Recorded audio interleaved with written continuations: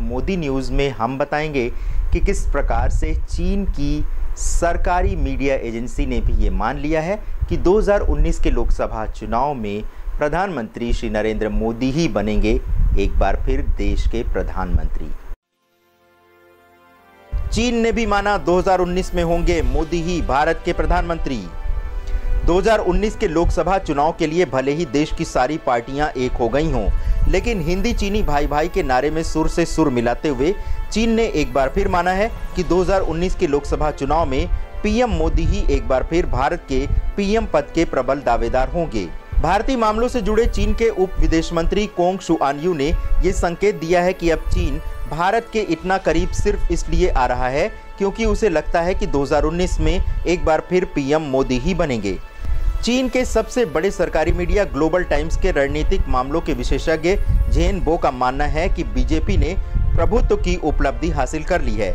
अखबार लिखता है कि 2019 के लोकसभा चुनाव पीएम मोदी को केंद्र में रखकर लड़े जाएंगे, इसलिए चीन को बदलाव की इस बयार को स्वीकार करना चाहिए कि 2019 में एक बार फिर पीएम मोदी को भारी बहुमत से देश का प्रधानमंत्री बनाया जाएगा। चीन का कहना है कि पीएम मोदी के पास सामरिक दृष्टि और ऐतिहासिक जिम्मेदारी तो है ही, जनता का भारी समर्थन भी हासिल है। चीन के इस मीडिया हाउस ने लिखा है कि मोदी को भारत की जनता ने विकास पुरुष के तौर पर चुना है और वो एक से बढ़कर एक काम करने वाले नेता के तौर पर स्थापित हो चुके हैं। अखबार ये भी मानता है कि साल 2014 के बाद मोदी की लोकप्रियता में कोई कमी नहीं आई है और बीजेपी का विजय रथ लगातार बढ़ता जा रहा है।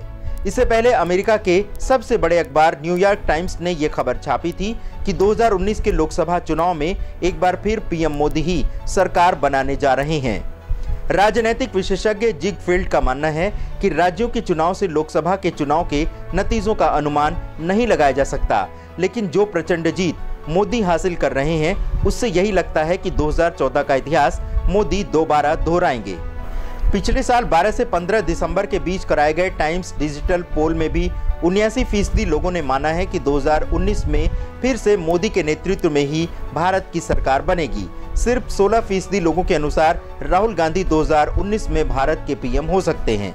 हांगकांग की इन्वेस्ट कंपनी CLSA का भी यही कहना है कि भारत की अर्थव्यवस्था की मजबूती बनी रहने के लिए 2019 में भी मोदी सरकार का आना जरूरी है। CLSA का कहना है कि अगर 2019 में भारत में मोदी सरकार नहीं आई तो भारत कई दशकों तक पिछड़ जाएगा।